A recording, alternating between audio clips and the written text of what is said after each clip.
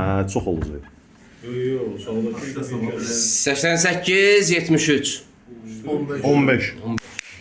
Not bad, not bad. Hoş gəlir hökmə.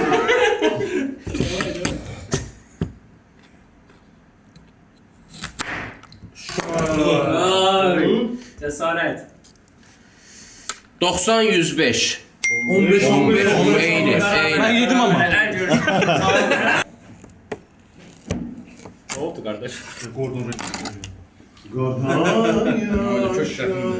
Bence 57, 70. Biraz burada məncə. Əslində yaxınlaşmışdım. Oradan. O bilmə o. Amma tələsdim. 52, 75. Sən, ay, Sən yeniyirsən? ay qutar şu onu. Öz vəziyyətə salarsan abi. Murat öz vəzinə salırsan. Ehtiyatlı ol özlə. Vallahi ya. O kəssin sən. Tamam, kəs. bildiğin oradasa bir 50 gram fark ediyor. İşlərə tutub baxmısan. Oh, Niyə Daha də? deyim gözəl kəs.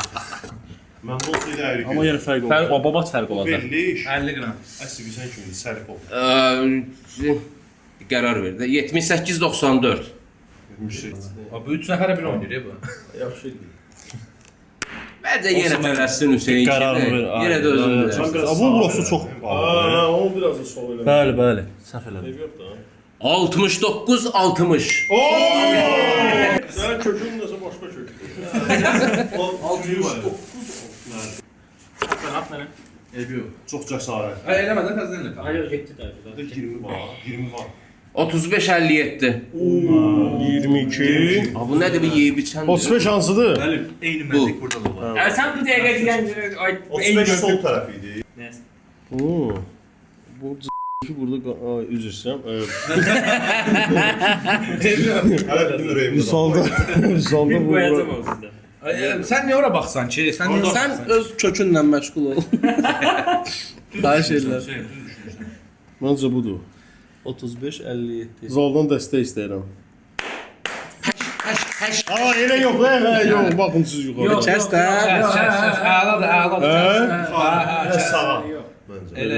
Yox, biraz qayıt. Hə, bura. Yox, biraz qayıt, biraz Xət qayıt. keş. Məncə biraz. Tumanbağa bağlamırsan, kəs də. Tuman Bantus nəsə ağır oldu. Davay. Davay. 35, 43. 8 qram. Davay növbətçisinə keçirik. Gələn, hə.